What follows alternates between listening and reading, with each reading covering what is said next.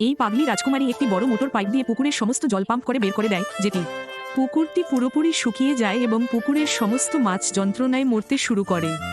তখন হঠাৎ পুকুরের কাছে দুধ খাচ্ছিল এমন একটি গরু সন্দেহপ্রবণ হয়ে দ্রুত দৌড়ে পালায়। সে পুকুরটির কাছে এসে দেখে যে জলের অভাবে পুকুরের সব মাছ মরে গেছে। তারা যন্ত্রণায় আছে। ঠিক সেই মুহূর্তে গরুটি বুঝতে পারে যে এই মাছগুলোর জল দরকার। তারপর গরুটি সে মাছটিকে বাঁচানোর কথা ভেবে জনমানবহীন মরুভূমিতে অবিরাম জলের সন্ধান করে। আমি বাইরে যাই।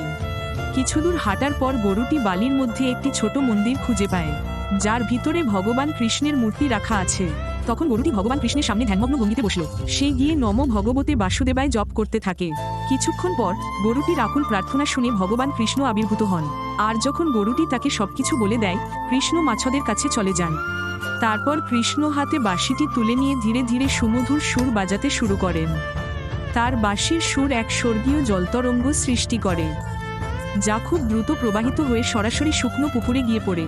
ধীরে ধীরে পুকুরটি ভরে যায় এবং সব মাছ জীবন ফিরে পায় এবং জলে আনন্দে নাচে। কিন্তু তবুও কৃষ্ণজির এই মহান লীলাটি কেউ পছন্দ করেনি বা সাবস্ক্রাইব করেনি।